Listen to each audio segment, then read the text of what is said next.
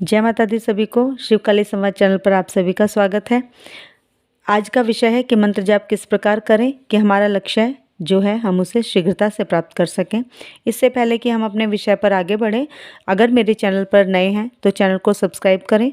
जो बच्चे मुझसे पर्सनली बात करना चाहते हैं वो QR कोड से स्कैन करके 251 रुपये की सेवा दरबार के नाम से सेंड करें। स्क्रीनशॉट लेकर मुझे मेरे व्हाट्सएप नंबर 8800707049 पर सेंड करें और पर्सनली उन बच्चों से बात की जाएगी दोपहर में 2 से 4 के बीच में।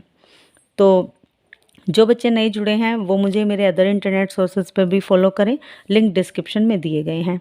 तो आइए चर्चा करें अपने विषय से संबंधित कि कैसे मंत्र जाप करें कि हमें मंत्र जाप का पूर्ण फल प्राप्त हो, चाहे वह मंत्र गुरु द्वारा बताया गया है या ऐसे ही कोई भी मंत्र हम जाप कर रहे हैं। तो किसी भी मंत्र का जाप जब हम करें तो कैसे करें कि उसका फल हमें पूरा प्राप्त हो और कम समय में हम अपने लक्ष्य को प्राप्त कर सकें। तो ये तो आप सभी जानते हैं कि हिंदू धर्म को मानने वाले लोग प्रतिदिन किसी न किसी रूप में देवी देवताओं के मंत्रों का जाप करते ही रहते हैं। कुछ लोग तो यह काम पूरी विधि विधान के साथ शास्त्र सम्मत तरीके से करते हैं, तो कुछ लोग ऐसे ही किसी की भी देखा देखी ये सब करने लगते हैं। लेकिन ये भी सभी जानते हैं कि वेद शास्त्रों में देवी देवताओं के जप के या तो अन्यान्य मंत्र जपों के नियम बनाए गए हैं, नियम बताए गए हैं, जिनके अनुसार जप करने से ही वो मंत्र चमत्कार दिखा पाते हैं। अन्यथा गलत जप के तरीके से या तो गलत उच्चारण से हमें हानि भी उठानी पड़ सकती है। ये बात भी हम सभी जानते हैं। और कौन से मंत्र का कैसे जप करना चाहिए, इसके लिए आपको जानकारी आज दी जा रही है। किसी भी मंत्र का जप करते समय किस प्रकार मंत्र का उच्चारण किया जाए, मंत्रों का उच्चारण किस स्वर में किया जाए जिससे मंत्र जाप का फल हमें अधिक से अधिक मिल सके। और बहुत ही महत्वपूर्ण भी है ये बात हम सभी के लिए। मंत्र जप के समय होठों के हिलने, श्वास के निःसरण के आधार पर शास्त्रों ने बताया है। शास्त्रों ने मंत्र जप को 3 वर्गों में बांटा है और इसी के आधार पर ही हमें हमेशा देवी देवताओं का जप करना चाहिए।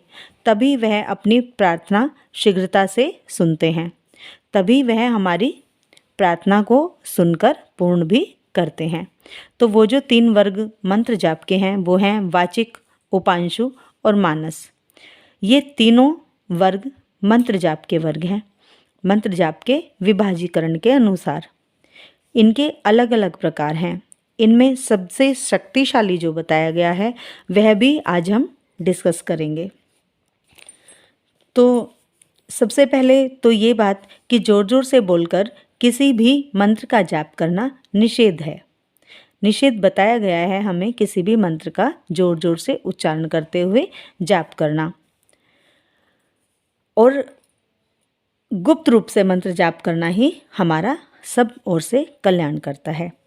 वाचिक जप की यदि हम बात करें तो वाचिक जप क्या होता है? जैसे कि हम भजन कीर्तन करते हैं, आरती करते हैं ज़ोर ज़ोर से बोलकर, इसी प्रकार कुछ लोग मंत्र जाप भी करते हैं जो कि निषेध माना जाता है। शास्त्र कहते हैं कि जब हमें जप करना है, मंत्र का जाप करना है, तो मंत्र का उच्चारण स्वर बाहर नहीं निकलना चाहिए।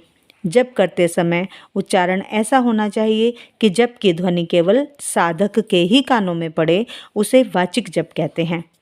बात करें उपांशु जप की, तो उपांशु जप करते समय मंत्र की ध्वनि मुख से बाहर नहीं निकलती, परंतु साधक जब जप करता है तब साधक जीभ और होंठ क्रियाशील रखता है, या ये कहें कि साधक के जीभ और होंठ उस समय क्रियाशील रहते हैं, हिलते रहते हैं। उपांशु जब कोई साधक करता है तो देखने पर साधक के होंठ तो हिलते दिखाई देंगे हमें, पर हम उसकी कोई भी बात सुन नहीं पाएंगे कि वह कौन सा मंत्र जाप कर रहा है, क्योंकि सुनेगा कुछ भी नहीं हमें। आप देखकर तो ये अंदाज़ा लगा सकते हो कि साधक मंत्र जाप कर रहा है, पर ये कदापि नहीं समझ सकते कि क्या जाप कर रहा है। तो उस जप को उपांशु जप कहते हैं। बात करें मानस जप की, तो इस जाप में साधक के होंठ और जीभ भी नहीं हिलते, केवल साधक मंत्र का मनन मन में ही करता है। इस जाप विधि से हम साधक को देखकर ये अंदाज़ा भी नहीं लगा सकते कि साधक जाप कर रहा है या ध्यान में है। क्योंकि उस समय ना तो साधक के होंठ हिल रहे हैं, ना ही जीभ हिल रही है। साधक केवल शांत चित्त होकर आसन पर बैठा है और आंखें बंद करके ध्यान मुद्रा में स्थित है और अपने मंत्र का निरंतर जप उसके मन में चल रहा है। और यही जाप